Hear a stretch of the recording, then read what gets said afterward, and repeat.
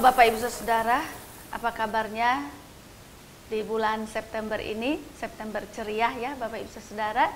Kiranya kita semua dalam kondisi baik, yang sehat saja, yang sempat sakit kiranya makin hari makin dipulihkan. Tuhan berikan tubuh yang sehat dan kuat, dan juga perjalanan pekerjaan, bisnis, usaha kita juga kiranya berjalan dengan baik ya Bapak Ibu. Mari kita berdoa.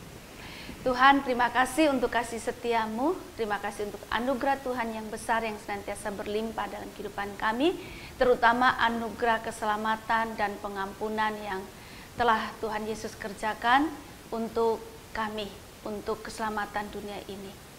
Kami akan kembali membaca dan mendengarkan firman-Mu, kami mohon pertolongan Tuhan. Di dalam nama Tuhan Yesus kami berdoa, amin. Bapak Ibu, saya mengajak kita untuk membaca dari 1 Timotius pasal 1 ayat 13, 14, dan 15. Aku yang tadinya seorang penghujat dan seorang penganiaya dan seorang ganas, tetapi aku telah dikasihaninya karena semuanya itu telah kulakukan tanpa pengetahuan, yaitu di luar iman.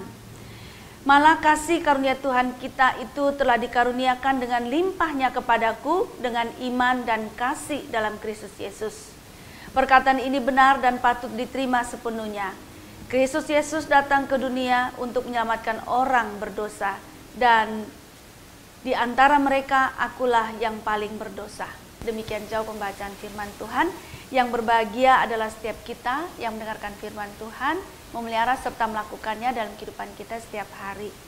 Nah Bapak Ibu Saudara, saya punya beberapa pengalaman, yaitu begini. Ada orang membutuhkan pekerjaan, ya, lalu kemudian minta cari-cari pekerjaan, lalu kemudian minta dukungan doa. Nah, ini hal yang baik ya, cari pekerjaan, dia butuh pekerjaan, dia cari pekerjaan dan minta dukungan doa segala. Lalu Tuhan mengaruniakan pekerjaan. Tetapi setelah mendapatkan pekerjaan, itu biasanya awal mula saja orang ini senang gitu. Ini pengalaman ya, yang pengalaman. Dia senang, dia bersyukur, dia mendapatkan pekerjaan. Biasa 3 bulan pertama masih bersemangat. Lalu kemudian berjalan terus sampai 1 tahun, bergejolak, ada segala macam. Lalu kemudian berjalan dengan berakhir 1 tahun itu dengan baik, kemudian diangkat menjadi karyawan. Nah ini yang jadi persoalan. Setelah jadi karyawan justru kadang-kadang kebiasaan buruk atau perilaku buruk mulai keluar, seperti ya malas, terus datang terlambat, banyak mengeluh, bekerja dengan tidak fokus, dan seterusnya.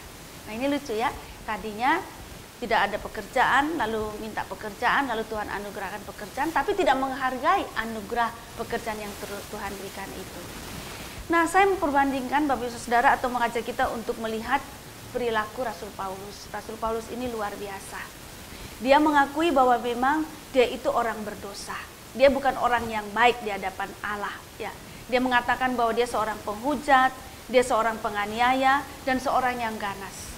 Memang dia bukan orang baik-baik, tetapi dia memperoleh anugerah keselamatan dari Tuhan Yesus. Dia memperoleh pengampunan, dia memperoleh perdamaian dengan Tuhan. Nah Bapak Ibu Saudara, bahkan sampai dia mengimani bahwa Tuhan Yesus itu datang ke dunia untuk menyelamatkan orang berdosa, dan di antara orang semua, orang-orang yang berdosa itu akulah yang paling berdosa. Ya, betul-betul dia menunjukkan kerendahan hatinya, bahwa dari semua orang yang berdosa dia yang paling berdosa, sehingga anugerah keselamatan yang Tuhan berikan kepada dia itu betul-betul dia imani sebagai anugerah yang besar. Dan sebetulnya Bapak Ibu, kita baca dari ayat 12, di situ Rasul Paulus mengakui bahwa dia ini memperoleh kepercayaan dari Tuhan, di mana Tuhan memberikan kesempatan kepada Paulus untuk melaksanakan pelayanan penginjilan. Nah, Bapak Ibu menyadari latar belakang Paulus sebagai orang berdosa dan mendapatkan anugerah keselamatan dari Tuhan. Paulus merasa bahwa pelayanan yang Tuhan berikan kepadanya atau Tuhan percayakan kepadanya itu betul-betul suatu yang sangat berharga, itu anugerah yang besar dan dia sungguh menghargainya. Oleh sebab itu salah satu tindakan Paulus adalah mengajak Timotius untuk juga menjadi pelayan-pelayan Kristus yang setia. Karena anugerah pengampunan, dan pelayanan itu sendiri juga merupakan anugerah dari Tuhan. Bapak Ibu Saudara, kita juga diberikan anugerah pelayanan oleh Tuhan dalam wujud macam-macam. Baik pelayanan di gereja sebagai apapun. Dan juga ketika kita ambil peran masing-masing di dunia ini sesuai peran-peran pekerjaan kita, usaha kita, posisi kita di tengah-tengah masyarakat, itu juga anugerah. Nah, marilah kita menghargai anugerah Tuhan kepada kita berwujud apapun. Sehingga Bapak Ibu, kita bisa mengerjakan semua tanggung jawab kita, baik itu pelayanan di gereja, maupun di rumah, maupun di tengah-tengah masyarakat, secara bertanggung jawab dan berkualitas baik. Tuhan menolong kita semua. Amin. Mari kita berdoa. Tuhan, sungguh kami berterima kasih untuk anugerah keselamatan yang Tuhan berikan kepada kami di dalam Tuhan Yesus Kristus. Tuhan mengampuni kami hingga terjadi perdamaian antara kami dengan Tuhan dan juga antara kami dan sesama kami. Dan kemudian Tuhan mempercayakan pelayanan pendamaian itu, pelayanan pemberitaan Injil, pelayanan pemberitaan kabar baik itu kepada kami.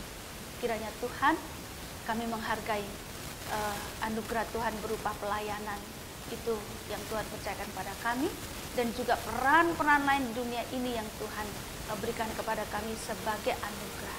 Kiranya kami betul-betul bertanggung jawab mengerjakannya dengan sungguh-sungguh, dengan penuh perjuangan supaya mengabulkan dalam nama